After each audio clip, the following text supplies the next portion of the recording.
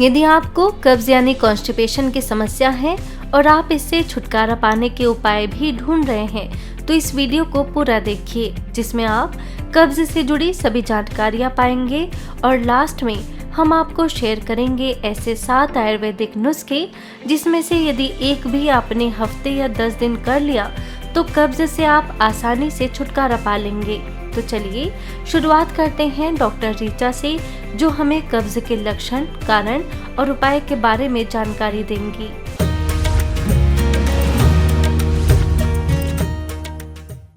आइए आज हम बात करते हैं हर उम्र वर्ग में पाई जाने वाली एक बहुत ही कॉमन समस्या कब्ज के बारे में। जी हाँ, वैसे तो हमारे शरीर में 3 प्रकार से वेस्ट प्रोडक्ट बनते हैं जो पसीना, मूत्र और स्टूल के माध्यम से निकलते हैं। लेकिन यदि किसी कारण से ये वेस्ट प्रोडक्ट बाहर नहीं निकल पाते तो अनेक बीमारियों का कारण बनते हैं।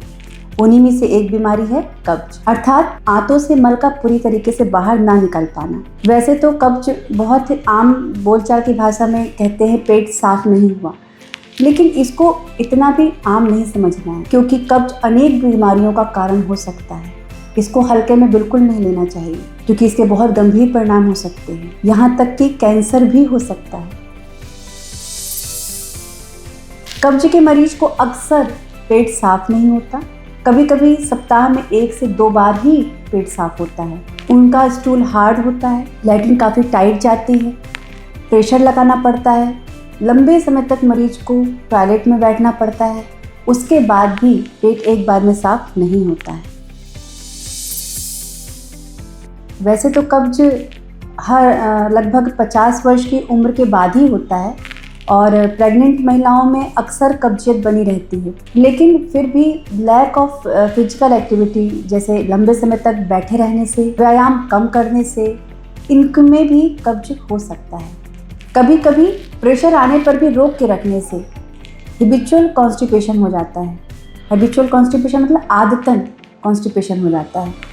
और कभी भोजन करने पर भोजन पहले से पचा नहीं और उसके ऊपर भी बार बार खाते रहने से इंडाइजेस्टिव कॉन्स्टिपेशन होता है।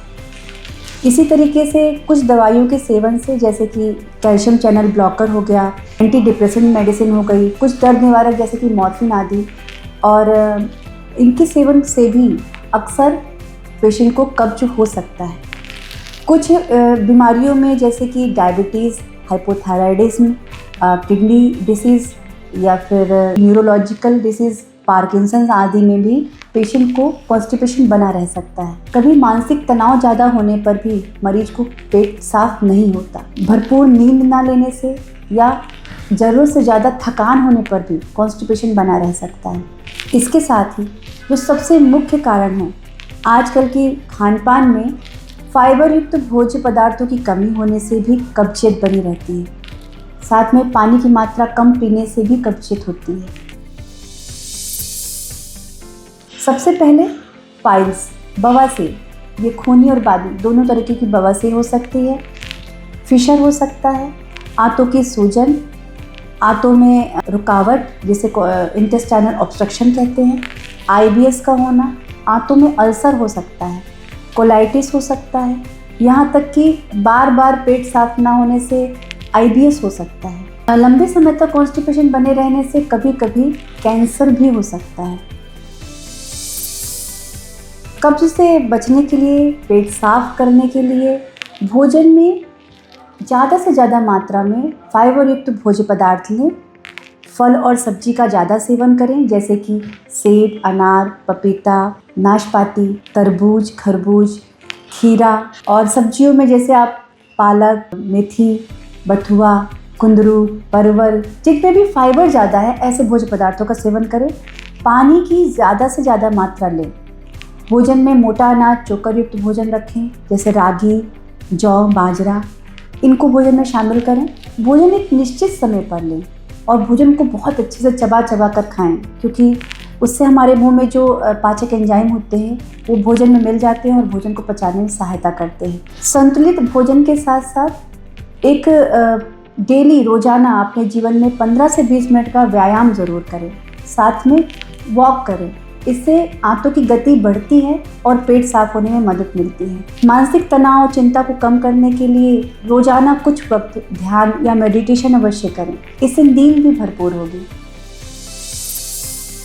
लगातार जब कब्जियत बनी रहे, बार बार कॉन्स्टिपेशन हो, या तो शरीर का वजन बढ़ने लग जाए या अचानक से वजन कम होने लग जाए, हल्का बुखार बना रहे या स्टूल के साथ ब्लड आने लगे, पेट में अचानक दर्द होने लगे, पेट फूलने लगे, गैस बहुत बने या गैस पास ना हो, ऐसे समय पर अपने डॉक्टर से ज़रूर मिलें और उनके उचित परामर्श से अपनी चिकित्सीय जांच करवा के आप अपने को उपचारित कर सकते हैं।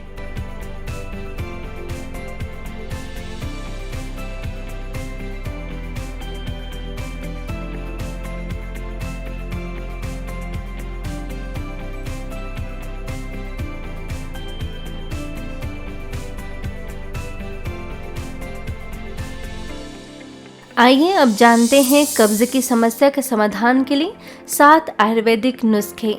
ध्यान रहे, इनमें से कोई भी नुस्खा या उपाय एक समय पर एक ही करें। 1 गिलास गुनगुने दूध में 2 चम्मच गाय का घी डालकर रात को सोते समय पिएं। पपीते में पानी डालकर शेक बनाकर खाली पेट 3-4 दिन लेने से कब्ज दूर हो जाता है। 4 से 6 मुनक्का को 1 गिलास गर्म पानी के साथ रात को सोने से पहले लें। खाना खाने से 15 मिनट पहले 1 गिलास गर्म पानी में इसबगोल मिलाकर पिएं। 1 गिलास हल्के गर्म दूध में 1 चम्मच कैस्टर ऑयल यानी अरंडी का सेवन रात के समय करें। प्रतिदिन रात को हरड़ के चूर्ण या त्रिफला को गुनगुने पानी के साथ पिएं। नाशपाती का रस सिर्फ 2 दिन पी लीजिए। कब्ज का ये रामबाण इलाज है।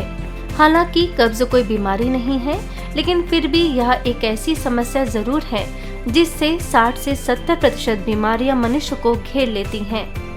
इसलिए यदि आपको ऐसी कोई परेशानी है तो बिना देर किए इनमें से किसी भी नुस्खे को अपनाइए और अपनी जीवन शैली में सुधार लाइए।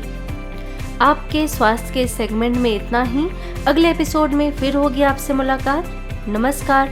ओम शांति।